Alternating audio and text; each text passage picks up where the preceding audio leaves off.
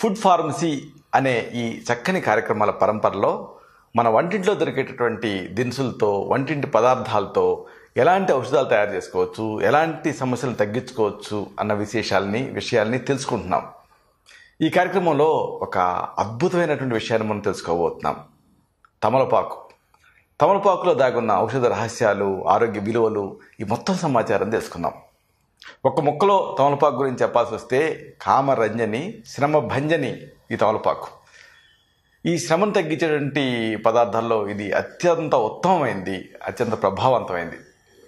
దీంట్లో different types ఉంటాయి. నలుపు, తెలుపు, పసుపు, ఇలాగ అనేక రంగులలో ఈ తమలపాకులు మనకు దొరుకుతాయి. ఈ తోటలు మన దేశంలో చాలా చోట్ల మనకి ఎక్కువగా కనిపిస్తూనే ఉంటాయి. చాలా చోట్ల ఈ తోటలు పెంచుతూ ఉంటారు. దీనికి కొన్ని ప్రత్యేకమైన రుచులు ఉంటాయి. కారం రుచి ఉంటుంది, చేదు రుచి ఉంటుంది, తీపి, ఇలాగా అనేక రుచుల కలగలుపు ఈ తమలపాకు. ఇన్ని రుచులు దీంట్లో ఉంటాయి కాబట్టి దీనికి ఔషధ శక్తులు వస్తాయి. ఇది కంఠస్వరాన్ని బాగు చేస్తుంది. చక్కటి శ్రావమైనటువంటి కంఠస్వరం మీ సొంతం అవుతుంది. అలాగే తమలపాకు ఆకలి పుట్టిస్తుంది, అరుగుదలను కూడా పెంచుతుంది. పైగా జలుబును తగ్గిస్తుంది, దగ్గును దూరం చేస్తుంది. అన్నిటికీ మించి శరీరంలో ఆ తాపం ఏదైతే ఉంటుందో ఇలాంటి వీటిలలో ఇది చాలా ఎక్సలెంట్గా పనిచేస్తుంది. అయితే ఎక్కువగా వాడితే మాత్రం పైత్యాన్ని ఎక్కువ చేస్తుంది. కాబట్టి కొంచెం జాగ్రత్తగా ఉండాలి. ఇది అనేక సమస్యల్ని ఏకకాలంలో తగ్గిస్తుంది. శ్రమ తగ్గిస్తుంది, భుక్తాయాసాన్ని తగ్గిస్తుంది. అలాగే దంతాలు గట్టిగా బిగుసుకోవటానికి సహాయపడుతుంది. వాతశ్లేష్మాలు దరిజారకుండా కాపాడుతుంది. ముఖ్యంగా బాలింతలకి ఈ తమలపాకు వల్ల అనేక ఉపయోగాలు ఉంటాయి. అయితే తమలపాకు అనడంతోనే ఎవరికైనా తాంబూలం గుర్తుకొస్తుంది. ఈ తాంబూలం గురించి కొంత ప్రత్యేకంగా మనం ప్రస్తావించుకోవాలి. ఇటు అందానికి అటు ఆనందానికి ఈ భాగస్వాముల నోరు పండించి వాళ్ళ మధ్య ప్రేమానురాగాలు ఉంటాయి కదా, వాటిని పెంచడానికి, ఆ దంపతుల శృంగార సన్నివేశాన్ని పండించుకోవటానికి ఆయుర్వేద శాస్త్రజ్ఞులు సూచించినటువంటి ఒక అద్భుతమైనటువంటి విధానం ఏమిటి అంటే ఈ తాంబూల ప్రక్రియ. ఈరోజు కూడా చాలామంది ఇళ్లలో తాంబూలపు పెట్టెలు మనకు కనిపిస్తూ ఉంటాయి.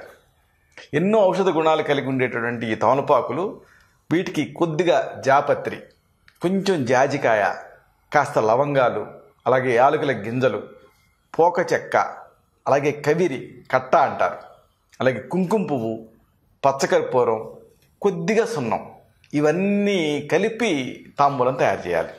అంటే వీటన్నిటిలోనూ ఒక్కోదానికి ఒక ప్రత్యేకత ఉంటుంది, ఔషధ గుణాలు ఉంటాయి.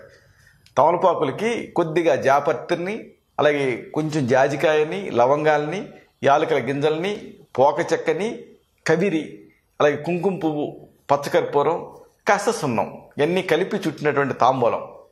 ఇది నోటికి చక్కని ఆకర్షణీయమైనటువంటి ఎర్రటి సహజమైన రంగునిస్తుంది, లిప్స్టిక్లాగా కాదు.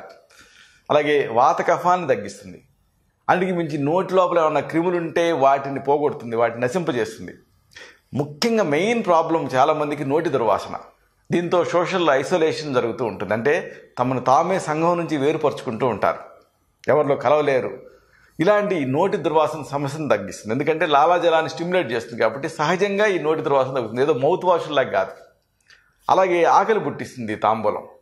భోజనం తర్వాత ఈ భర్తకి భార్య ఈ తమలపాకులు చిలకలు చుట్టి నోటికి అందించడం అన్న ఆచారం కొంతమంది ఇళ్లలో మనం గమనిస్తూ ఉంటాం.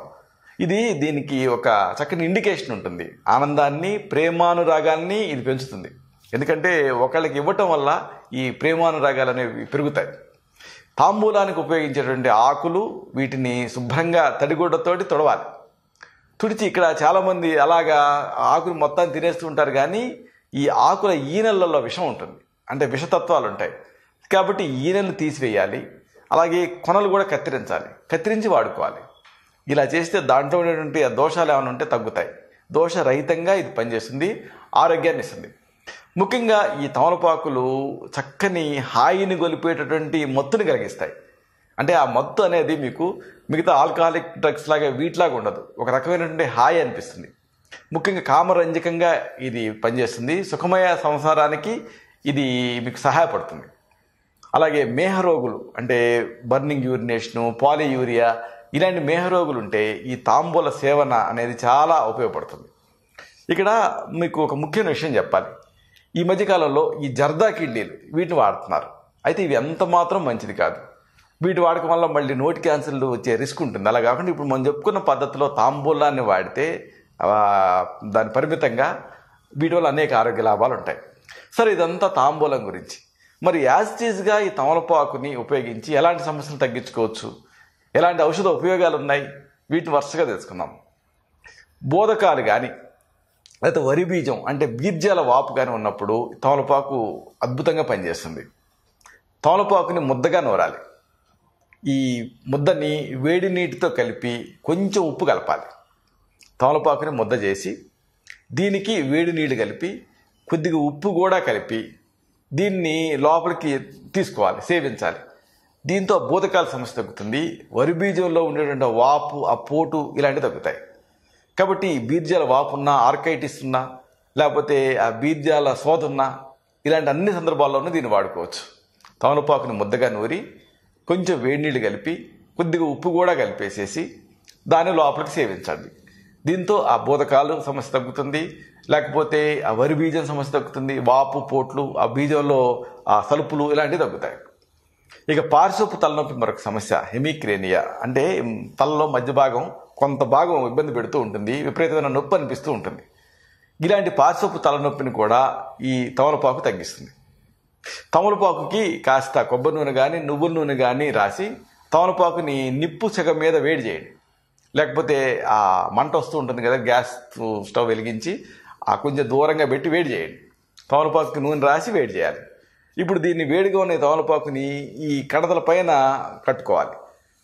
పైనుంచి ఒక బ్యాండేజ్ గుడ్డ చుట్టుకోవాలి. దీంతో ఆ పార్శ్వపు తలనొప్పి తగ్గుతుంది, రిలీఫ్ వస్తుంది.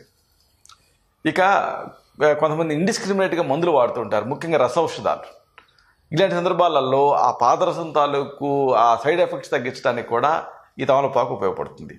తమలపాకుని దంచి రసం తీసి ఆ రసం తాగితే రసదోషాలు తగ్గుతాయి. ఇక కొంతమంది కొన్ని సందర్భాల్లో చూస్తూ ఉంటాం, తల్లిపాలు అలా స్రవిస్తూనే ఉంటాయి, కానీ తల్లిపాలు ఆపాల్సిన సందర్భాలు కొన్ని వస్తూ ఉంటాయి. ఇలాంటప్పుడు ఆ తల్లిపాలని ఆపటానికి ఈ తమలపాకు ఉపయోగపడుతుంది. ఈ తమలపాకుల్ని వేడి చేసేసి ఆ రొమ్ముల మీద కట్టుకోవాలి. దీంతో ఎక్సెసివ్ అంటే ఆ తల్లిపాలు కనుక ఓవర్గా స్రవిస్తూ ఉంటే వాటి శ్రవణం అనేది ఆగుతుంది. అంటే తల్లిపాలను ఆపాల్సిన సందర్భాలలో దీన్ని వాడితే మంచి ఫలితం ఉంటుంది. ఇక పైల్స్, అరిసెమూలలో కూడా తమలపాకులు ఉపయోగపడతాయి. తమలపాకులు అలాగే అత్తపత్తి ఆకులు నూరాలి. నూరేసేసి ఆ పేస్ట్ని ఆ అరిసెమూలల మీద మలాంలాగా పూసుకోవాలి. దీంతో ఆ మొలల బాధ తక్షణమే తగ్గుతుంది. ఆ పిలకలు త్వరగా ఎండిపోయి రాలి పడిపోతాయి.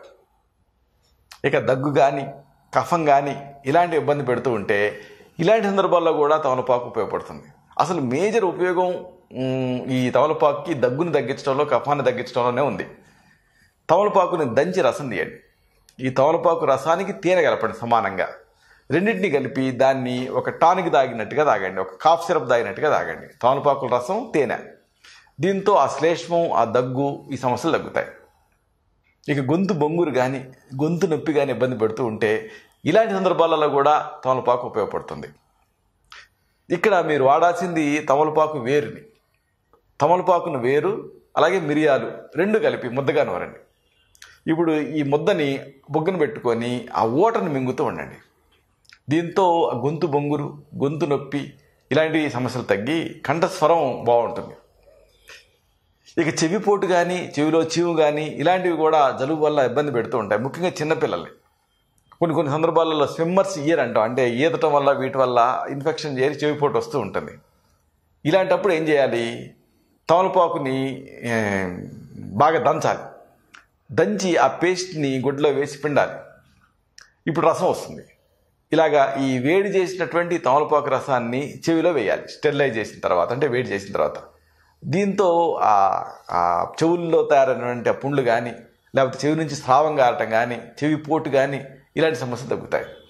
కాబట్టి చెవి పోటు ఉన్నా, చెవి నుంచి స్రావాలు గారుతూ ఉన్నా ఇలా చేయండి. అంటే తమలపాకుని దంచి ఆ తర్వాత గుడ్ల వేసి పిండి రసం తీసి కాస్త వేడి చేసి ఆ రసాన్ని చెవుల్లో వేయాలి. ఒక పావు టీ స్పూన్, అర టీ స్పూన్ రసం వేస్తే సరిపోతుంది. ఇక కంటి సమస్యలలో కూడా తమలపాకు ఉపయోగపడుతుంది. ఇక్కడ మీకు వాడాల్సింది తమలపాకుల తొడిమల రసం. తమలపాకుల తొడిమల్ని దంచి రసం తీయండి. దీన్ని 1 లేదా 2 చుక్కలు మాత్రం ఉదయాన్నే కంట్లో జాగ్రత్తగా డ్రాప్స్ లాగా వేస్తూ ఉంటే ఈ కంటి సమస్యలలో ముఖ్యంగా కంటి అలర్జీలు ఇలాంటివి తగ్గుతాయి. అయితే పర్ఫెక్ట్ అంటే స్టెరైల్ కండిషన్స్లో దీన్ని వాడాలి. కన్ను కదా, ఏమాత్రం అజాగ్రత్తగా ఉన్నా, ఏమాత్రం అపరిశుభ్రత ఉన్నా మళ్ళీ అనవసరంగా ఇన్ఫెక్షన్ కంటిలోకి మీరు ప్రవేశపెట్టినట్టు అవుతుంది. ఇక పిల్లల్లో ఈ ఛాతిలో కఫం తయారవుతూ ఉంటుంది. దీంతో గురగుర అంటూ ఉంటారు. ఆ తర్వాత ఇక ఇది ఆస్మాలోకి దారితీస్తుంది. ఇలాంటప్పుడు పిల్లల్లో తయారైనటువంటి ఈ కఫాన్ని, ఛాతిలో పెరిగిపోయిన కఫాన్ని తగ్గించడానికి కూడా తమలపాకులు ఉపయోగపడతాయి. తమలపాకులకి పైన ఆవ నూనె రాయండి, లేకపోతే కొబ్బరి నూనె అయినా రాయొచ్చు, లేకపోతే నువ్వుల నూనె అయినా రాయొచ్చు. రాసి సెగ, నిప్పుల సెగ చూపించండి, లేదా ఆ మంట తాలూకు సెగ చూపించండి. అంటే వేడి అవుతుంది అది. ఇలాగ తమలపాకుని నూనె రాసి వేడి చేసి ఆ ఛాతి పైన పరవాలి. ఒకవేళ ఈ యూరినేషన్ అంటే బర్నింగ్గా ఉన్నప్పుడు, మంట ఉన్నప్పుడు, అప్పుడు పొత్తి కడుపు పైన కూడా దీన్ని కట్టచ్చు. దీంతో ఆ శ్లేష్మం కరిగిపోతుంది, ఈ శ్వాసనాళాలు శుభ్రం అవుతాయి, దగ్గు ఆయాసం తగ్గుతాయి, పిల్లల్లో విరేచనం సుఖంగా జరుగుతుంది. పిల్లలకి ఇది చాలా మేలు చేస్తుంది.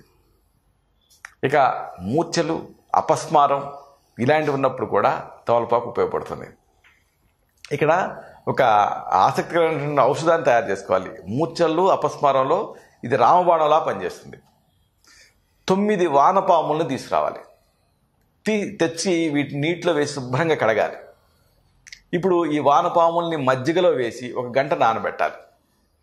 తిరిగి శుభ్రంగా కడగాలి. ఇప్పుడు 9 తమలపాకులతో ఈ వానపాముల్ని కలిపి నూరి శనగ గింజలంత మాత్రలు చేసి నిల్వ చేసుకోవాలి. రోజు ఉదయం సాయంత్రం 1 మాత్ర చొప్పున మంచినీళ్ళతోటి దీన్ని వాడుతూ ఉంటే మూర్ఛలు, అపస్మారాలు, భ్రమలు ఇవి తగ్గుతాయి. భూనాగ చూర్ణం అన్న పేరుతో ఇది ఆయుర్వేద మందుల షాపులో కూడా దొరుకుతుంది. కానీ ఎవరికి వాళ్ళు తయారు చేసుకోవచ్చు. ఒకవేళ దొరకకపోతే 9 వానపాములని తెచ్చి నీటిలో వేసి శుభ్రంగా కడిగి మజ్జిగలో 1 గంట నానబెట్టి తిరిగి శుభ్రంగా కడిగి 9 తమలపాకులతో కలిపి నూరాలి. నూరి శనగగింజలంత మాత్రలు చేసి బాగా ఆరబెట్టాలి. ఉదయం 1 మాత్ర, సాయంత్రం 1 మాత్ర చొప్పున మంచినీళ్లతోటి లోపలికి వేసుకుంటూ ఉండాలి. మూర్ఛలు, అలాగే అపస్మారాలు అంటే ఫిట్స్, ఎపిలెప్టిక్ ఫిట్స్ ఇలాంటివి, భ్రమలు, అలాగే సింకోపియల్ అటాక్స్ ఇలాంటివి తగ్గుతాయి. ఇక సెగగడ్డలు కానీ వాపులు కానీ ఇబ్బంది పెడుతూ ఉంటే ఇలాంటి సందర్భాల్లో కూడా మీరు తమలపాకులు వాడుకోవచ్చు. తమలపాకులకి ఆవు నెయ్యి కానీ లేదా ఆముదం కానీ పూయండి. పూసి నిప్పు మీద వేడి చేయండి, లేదా గ్యాస్ స్టవ్ మీద కూడా వేడి చేయొచ్చు. డైరెక్ట్గా నిప్పుల మీద, మంట మీద పెట్టకూడదు, సెగ మాత్రమే చూపించాలి. ఇలా వేడి చేసేసి ఈ వాపుల పైన, గడ్డల పైన కట్టుకోవాలి. దీంతో ఆ వాపు, నొప్పి ఇలాంటివి తగ్గుతాయి. ఇక కొన్ని సందర్భాల్లో కంఠస్వరం దెబ్బతింటుంది, బొంగురు అవుతూ ఉంటుంది, దాంతో జీర వస్తూ ఉంటుంది. ఇలాంటి సందర్భాల్లో కూడా ఈ తమలపాకులు ఉపయోగపడతాయి. ప్రతిరోజు ఉదయం 2 లేదా 3 చెంచాల తమలపాకుల రసాన్ని లోపలికి సేవిస్తూ ఉండాలి. కాస్త తేనె కలిపి తీసుకోవచ్చు. దీంతో ఆ గాయకులకి కంఠస్వరం బాగుపడుతుంది, మంచి గమకాలు పలుకుతాయి కంఠంలో. ఇక ఈ కంటి రోగాలు కానీ, లేకపోతే తేలికాటు కానీ, దద్దుర్లు కానీ, దురదలు కానీ ఇలాంటి అన్ని సందర్భాలలో ఈ తమలపాకు ఉపయోగపడుతుంది. ఏం చేస్తారంటే తమలపాకుని ఒక పద్ధతిలో వాడాలి. ముందు పటిక అని దొరుకుతుంది. ఈ ఆయుర్వేద మందుల షాపుల్లో పటిక బెల్లం లాగా ఉంటుంది. ఇది పటిక, స్ఫటిక అంటారు సంస్కృతంలో. ఈ స్ఫటికని పెనం మీద వేడి చేస్తే పొంగుతుంది, పొడి చేయండి. ఈ పొంగించిన పటిక దీన్ని తమలపాకుల రసంతో కలిపి ఎండబెట్టాలి. కణికలు తయారు చేయాలి. చేసి దీన్ని సాండ్రాయి మీద అరగదీసి కంటికి దీన్ని ఒక అంజనంలాగా పెట్టుకోవాలి, ఒక కాటుకలాగా పెట్టుకోవాలి. కంటి రోగాలు తగ్గుతాయి. ఒకవేళ తేలు గుట్టిందనుకోండి, అలాంటి చోట దీన్ని రాయొచ్చు, అప్పుడు విషం దిగుతుంది. ఒకవేళ మొలలు ఉంటే ఆ మొలల పైన రాస్తే ఆ అరిసె మొలల సమస్య తగ్గుతుంది.